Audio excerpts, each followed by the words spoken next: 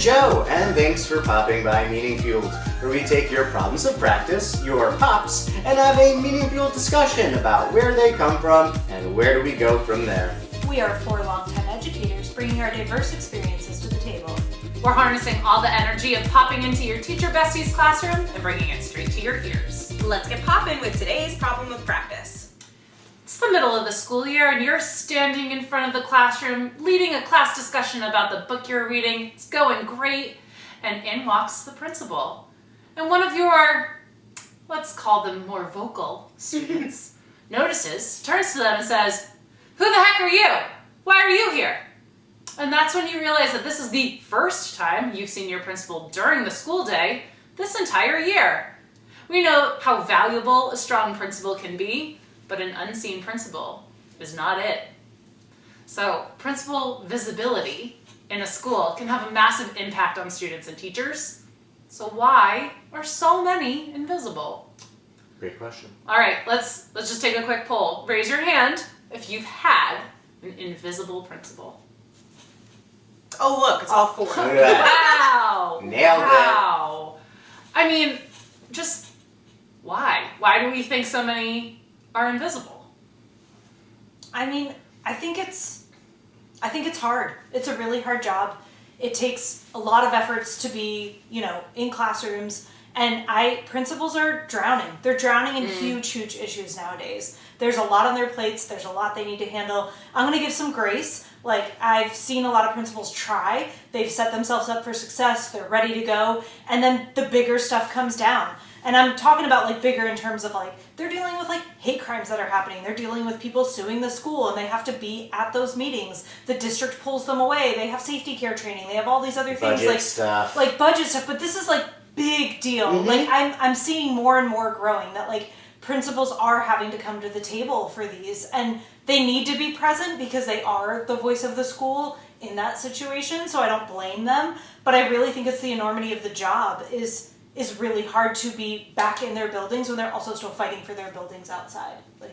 And I think for a lot of reasons that student behaviors are at the forefront of problems in most schools across the country, and the principals are taking the lead on those. They're dealing with behavior all the time.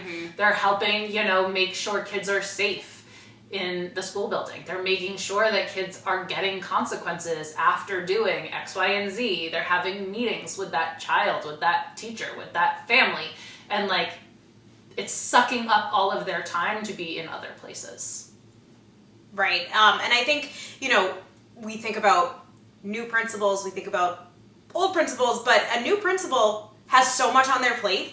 From what we're all saying right now, there's so much on their plate. They're overwhelmed with the amount of work they have to do, and they're the only one having to do it and having to deal with it because there's no assistant principal. They have to almost lock themselves in their office or to be able to get all the work done in the school day, in the work day, and that's why you may not be seeing them throughout your day. And even some grace, like Erin said, to the principals who do have assistant principals or VPs, then that means their school is just bigger. And generally speaking, it's still a problem of too few admin, too big problems. Sure, too big of an ask for what they're supposed to do and do well, for sure. Absolutely. I mean, and I think, that probably accounts for most of it, right?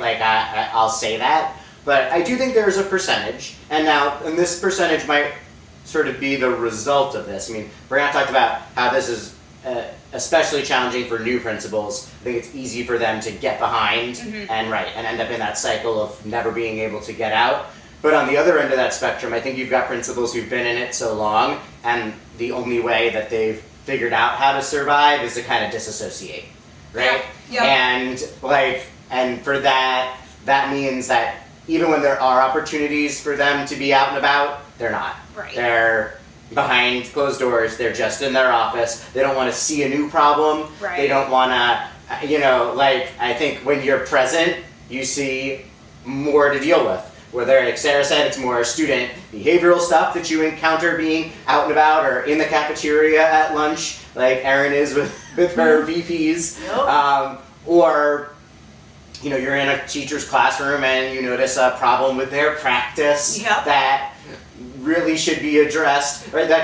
It's almost like you go out and you're visible and you come back with even more. Yeah, it opens up a whole And more work. wormhole of things. And so I have had, at least one principal that in my career that I think was in that spot and was just invisible because, they were done. And it was almost like self-preservation to just stay in their office with their door closed. Mm-hmm. That doesn't help a school, it doesn't help a building. Ironically, this the story I'll tell about this person was that they were so in their office that this was the school I first worked at right out of college. And, I am brand spanking new, zero experience other than student teaching. So very grateful to this principal, for Taking a chance on taking you. a chance on me. Like, again, they weren't very visible. That doesn't mean I think they were completely, terrible at their Sure. job. Can never be super mad at the person who Who gives you your job. break, right? Like, they gave you your break. But, I don't know, I guess I expected, because I was new, to, see the principal frequently, coming through my room, checking up on me, and to the credit of the principal where I was doing my student teaching, very visible principal, always in the rooms, knew me as a student teacher in such a way that he offered to write me a recommendation letter, and that it doesn't was happen. no, and it was based on real. Seeing me. He knew me. Experience. That's why his letter was better than other letters I have received That's great. in my life. So I guess I was also coming from that, but I expected to be kind of under the watchful eye because I was so new and they wanted to know if they had, hired a dud or, Yep. or not. And the first 3 weeks of school go by and I Didn't see him. didn't see him. And I'm sitting in my room, it's almost, I think it's the 4th week now. And it's right after school ends. And, the phone rings, and, it's usually the office, right? It's the inter-office phones. And I pick it up, expecting someone's dismissal plan has gone wrong or something. But it's the principal. Oh. And he says, now, may I remind you, the office is about a 30-second walk from my room. Okay. Okay? Just down the hall. If you're taking a leisurely pace, you might get there in 45. Maybe 45 seconds. And he's in his office because you can tell, right? Because of the intercom, Yeah. Says where they says are. where they are, what room they're calling from. And he goes, yeah, just want to check in. Things going good? I was like, yeah, good. Click. Oh! My evaluation done. Oh my I was god. all right, I guess at least he finally checked in, but couldn't He even couldn't even walk down the walk hall down to the hall. see you? Oh my god. to come see me. Yeah, it was not. I think that was a metaphor for Yikes. for this And how long did situation. he last at that school after? There was some definite. He retired, but Oh, sure. was sort of. It was on the earlier side, and I think it was It's time. a Come to your time. maybe a forced retirement. Do you want to leave or do you want us to ask you to leave? Right, type of thing. Again, there were other strengths there, but he wasn't very visible, and you definitely felt that missing in the school. Especially for me, I was contrasting it kind of with the exact opposite of him, Right. from what I had experienced the year before during my student teaching. Now, I also want to say that I think it's kind of a universal thing no matter what kind of career path you're in, but becoming a principal, I feel like you must have some imposter syndrome because I know that my kind of educational journey has been very unique where I've bounced around to lots of grades and I've taught lots of things, and I feel like I could be a good instructional leader. K-5. Of a building, yeah. Mm-hmm. Let's not even brush middle school. Let's not. I don't wanna. But I could do K-5 pretty well. I've had experience in most of those grades, if not all, at this juncture. But if I'm a person coming right out of the classroom, I've taught, let's say, 4th grade for my whole career, I can imagine having a lot of like, well, what do I say to a 1st grade teacher? Mm-hmm. Well, Right. how do I interact with like a kindergarten teacher and give them ideas or tips or anything when I've never done that? I've never worked with kids that age. So I think that's like an interesting Or in the problem case to of think the about. majority of the administrators in my life, Music music teachers. I don't know why. Awash with music teachers. And what a fun perspective to have. They have Absolutely. that like Sure. specialist lens, but like, how do they feel confident even? Right. Going into like 5th grade math and being like, and here's how you could approach teaching multiplication of decimals better. Right. Right. Well, and I think there's like a difference between routines for teachers and knowing your resources. Like, I will give credit to some of those music teacher principals. Some of them knew who to at least have them go to for that. Like, I might not know the content of Yeah. 5th grade math, but I know exactly these resources that need to be set up to help that teacher be successful. You know what I mean? Like, they had the leadership skills in that. They just didn't have the content knowledge. Which is why I think schools need to continue to lean into the idea that a principal is supposed to be the instructional leader of the building and be an expert at all Lots the of grade things, levels, yeah. all the subjects, all the specials is like an unrealistic expectation. Yep. And right, could absolutely lead to this problem of invisibility Right, it's because easier to hide than to put yourself out there. put yourself out there in all these different realms where like everyone is questioning your expertise. But like you said, Aaron, like if it's a good principal, then you want them to be like a coalition builder. Yeah. Yes. But then that also requires district level support to like Absolutely. hire the type of positions you need And for the district to have those positions to exist. to period. right that offer that kind of support. Well, even if you don't, like, I think it does. It goes back to like, if you're visible, you know what's going on in your building. Yes. You can be like, I think you could really benefit from watching This teacher neighbor down the right. hall. Yep, mhm. Like, It's easier to problem solve when you know what the problems are. Right. If you're not out and seeing them, then you don't know where to even start. Right. absolutely. So clearly, a problem. Yes, It's a clearly a It problem. can be a problem for lots of different reasons. Have you experienced the good? The really visible principals who really have like affected positive change in their buildings. Yes. So you all know that I haven't been through several principals You've got lots in of my principals building. to choose from. If you You haven't go- left the school you're in. If you go back to Right. our podcast from a couple weeks Yeah. ago about principal turnover, there is good and bad in all principals. But, I have seen principals like find easy times of the day to be visible. So like during drop off and pickup, they're rotating through the places that students and staff enter and leave the building to like say hello and goodbye. So like if the principal, one day is going to be at the bus and like greeting those kids. And then the next day, that principal is going to be on the playground greeting those kids. And then the third day, the principal is going to be up on the drop-off line, the car drop-off, saying hello to those kids and parents. And then rotating through that, they are visible.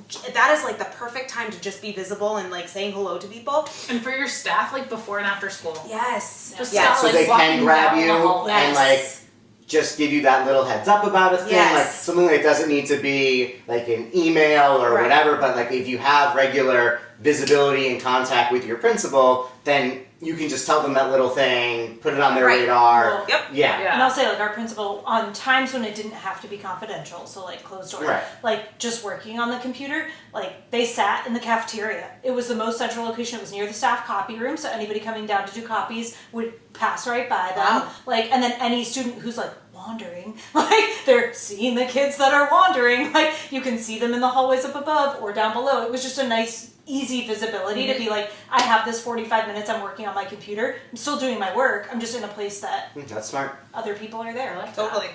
and then I have to say that person also just get creative. I know that we've talked before about like COVID changed some stuff, and I have to say like my principal took something out of COVID because of necessity of just filming video morning announcements, which sounds really silly, but like their physical face was there every day and kept doing it after COVID. I think realized that like the kids start their day with seeing the principal's face. Now they gave leeway to the teachers to show it at any time within like the first couple hours of the day. So like that was nice because then you were like, ooh, today I can't, or like you have specials first period or whatever.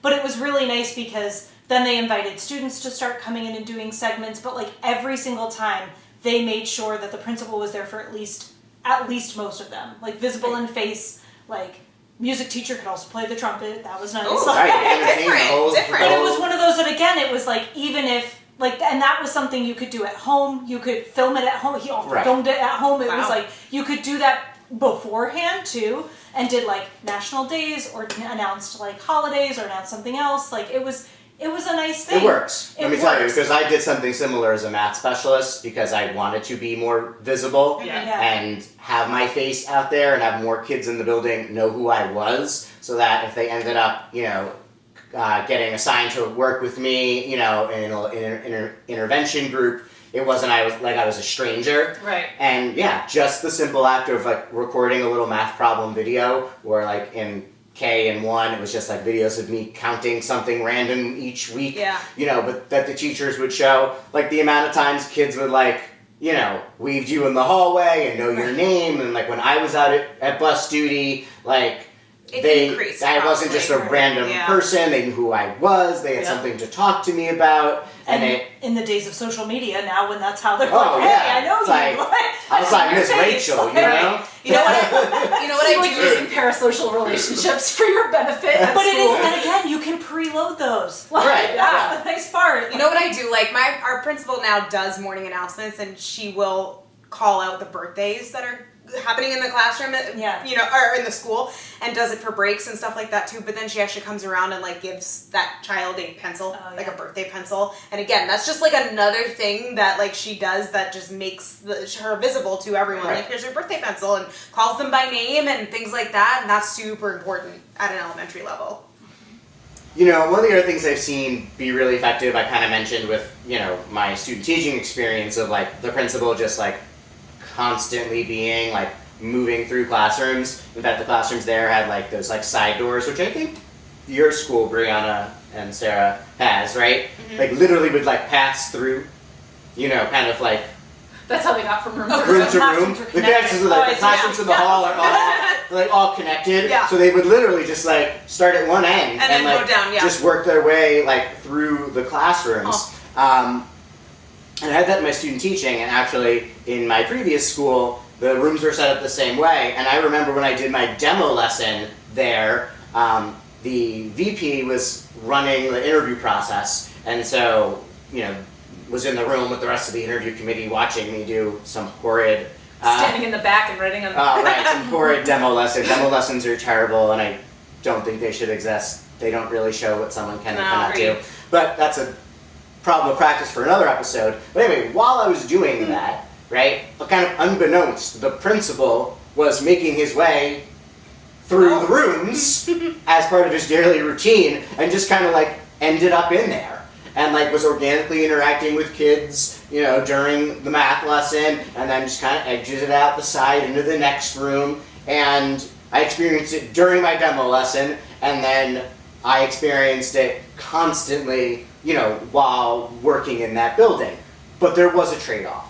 And the trade-off for that level of visibility, where staff and kids saw the principal and VP pretty much daily in their classrooms, was that they got there extremely early and they stayed extremely late. Yeah. Because all of that other work that we mentioned and things on their plate, they were not magically more efficient at other times of the day. Like, it just meant longer days. Right. And they were willing to do that, and that made them tremendously successful. But I'm sure there were personal costs and trade-offs that they were making. And that definitely does not work for every principal. And it doesn't work for everyone, right? And everyone's life circumstances, nor should it necessarily be the expectation. Right. But like, putting in 13 hour days. Right. So I guess I'd say, like, I've seen tremendously visible, principals, but what's the long-term sustainability of that? I think is another question. And kind of along with that, one thing that they did that was really cool was they also published their daily schedule. Oh. So like when we got like the week ahead email, that kind of comes out, like they would say that this is where we'll be. Wow. And so if they knew they were going to be at district office or had these meetings, so you knew the times that they were going to be like out of the building for sure. That's you really knew the times that even if they had like a post-ob that they knew about, like they would post observation like meeting. They obviously didn't know who, it was all like anonymous. But you kind of like had a snapshot, and so you knew if you needed to find them, like you could actually, if and when you could, check their like at least how the schedule was, supposed to go that week, and have a sense of if they were even in the building, not in the building, in a meeting, not in a meeting, at a parent forum, not at a parent forum type of thing. And there was also just the level of transparency of kind of how they were spending their time. Well, I mean, we have to give our schedules to them. Yeah. I like that. I Yeah. have never heard of that before, and that's I only experienced it there and haven't experienced it That's since. so but- interesting. And I think you just gotta stick to it. I've had Yeah. principals Oh, who do yeah. part of it, but then they're like, oh, that ran long, or oh, I decided to change it, and then didn't publish that. The Yeah. revisions didn't get published, so it's hard. And again, that's having grace, but I do think the idea and notion of it is really nice. Well, I had the best principal I've ever had the opportunity to like learn from was in my student teaching, kind of like Joe. And there were a lot of things that set him up for success. First, he was like a hardcore veteran. He ran, I don't know the appropriate tense of that verb. He at least did run a program to train principals. Yep. So like he had a wealth of knowledge, and he shared his wealth of knowledge, which is incredible.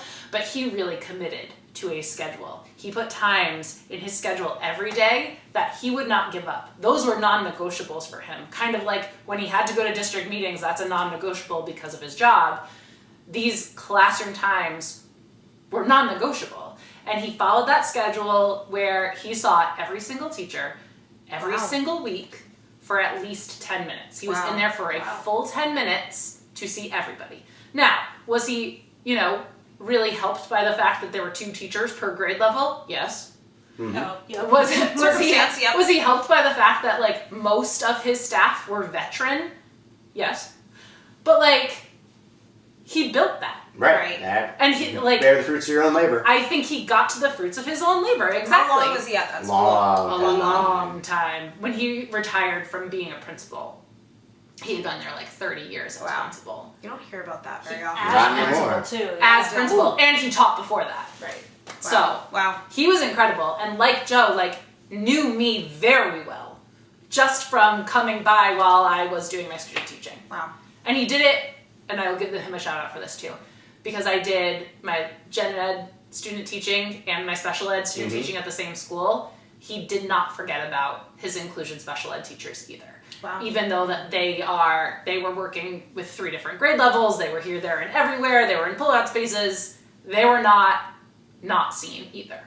And every kid knew them, and every kid was comfortable with them. It wasn't this big event Just when they see the came in the principal, classroom. right. Like, oh no, the principal's here. No, it was like, oh, Mr. C's here.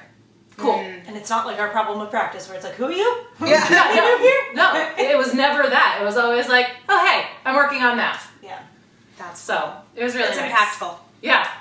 And I think good segue, Brianna. Like, so it feels to us like obviously the more visible a principal is, should be kind of the better a school is. And like, so what do we mean by better? And so there is, of course, some research on this. But actually it was a little bit, I don't know, surprising. So I'd actually like to take you through this study that was conducted. Please, because Please, Drew. I think you all and our listeners will find it interesting because it has some sort of unexpected outcomes. Okay. So what they did in this study, it is called Principal Time Use and Visibility, and the effect on school effectiveness. It was by Loeb, Hrong, and Classic in 2010, done out of Stanford University.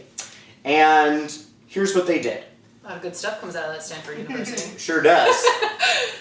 So they shadowed hundreds of principals as part of this study, and they simply recorded how they spent their time across different categories. So administrative work, instruction, operations, student interactions, etc. And they compared time use patterns with teacher surveys, parent perceptions, and school performance. Okay. So that's kind of the setup. So here are the findings of that.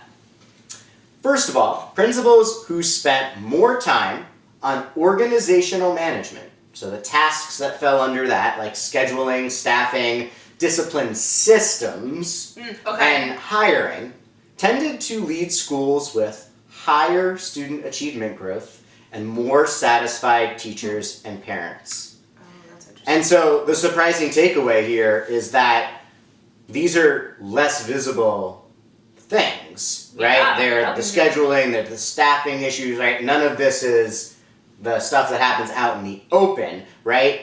But when the principal is kind of using their time to focus on efficient school operations, they're actually creating the conditions that allow the school to flourish, right? It makes me wonder too if it's like then they know how all those systems operate, because I know that like I had a principal that the administrative assistant, they like did a training to have them take on a lot of those roles, but then it's like once it's off your plate, out of sight, out of mind, you don't think about it as much, or it's like not, you don't have all the background knowledge. So it's curious that, like you said, it's behind closed doors, but if you then know how all of these systems work in your school because you were creating them, like...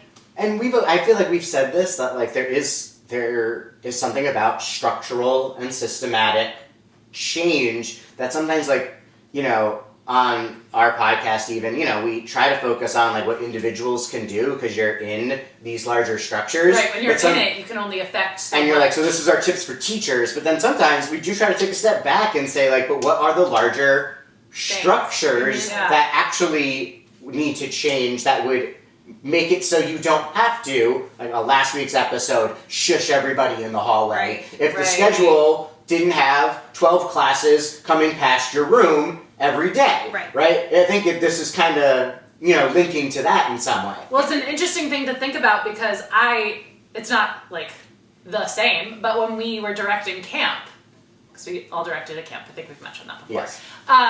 That like that's where we spent a lot of our time. Systems. Was building systems. Oh my God. And like we didn't have this research to say why, but like we definitely saw that like that made our camp better, that made our jobs easier day to day. Yeah. Because we had a system to fall back on, and when things popped up that we didn't have a system for, that was stressful. Mm-hmm. And then we had a system for that the next summer. Right. So the research goes on to then say, okay, but what about the visibility part, right? Yeah. What about those? And so it showed that activities such as classroom walkthroughs, interacting with students and teachers in the hallway, and reviewing instruction were linked to stronger relationships and stronger school climate, better teacher morale and retention, and a clearer academic focus in those buildings, because like I think you mentioned, Sarah, with the principal from your student teaching, really understood what it looked like in his building, what instruction looked like. Yep. However, these factors didn't always directly correlate with test score gains. Sure. Huh. So, you know, take that for what you will, right? There was a stronger correlation between those systems behind the scenes impacting test scores than the actual visibility walkthroughs. Interesting. But just to, I don't know, validate everything we said, this research also found a recurring theme that, you know, principals were often attempting instructional leadership, but were frequently called away by urgent operational issues. Yep. Right? See that every day. Which obviously leads to what they coined the swirl effect of fragmented attention on all these different things and less time following through on instructional initiatives. So the summation is, you know, visibility is most powerful when it is prioritized and protected and not reactive. Right. Well, that is exactly what we concluded as well. So interesting findings in that for sure.